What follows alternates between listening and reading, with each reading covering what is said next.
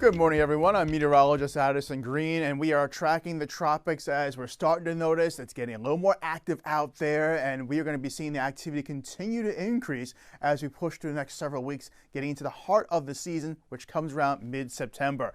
So we have two areas of concern right there, two tropical waves, one out there in the eastern portion of the Caribbean Sea, the other one being in the central Atlantic, and both of them have a high chance of development within the next 2 to 5 days. But also, we are noticing another wave coming onto the picture. This one's coming in off the African continent. It has a low chance of development over the next 2 to 5 days, but nonetheless, the waves may keep marching off the continent and coming into the open waters of the Atlantic, where they have plenty of room to grow and develop. All the ingredients are right there of low wind shear, low amounts of Sahara dust, and very warm water temperatures for them to continue to build and get organized. That's what we could potentially be seeing with these two systems right here, these two tropical waves, especially this one, which now has a 90% chance of development in the next 48 hours and 5 days. So we could be talking about a new tropical depression before this day is done. We have seen a slew of tropical activity out there, with most of those systems being tropical systems. We did have two hurricanes, Hannah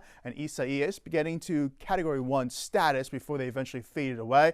But could we be seeing maybe major hurricanes coming on up? Definitely not out of the question as we push towards the peak of the season. But as we track these two waves right here via the various computer models, you can see by Sunday's time frame, this one making its way in towards potentially the Yucatan Peninsula or in between the open waters of Mexico and Cuba, could swing in towards the Gulf of Mexico.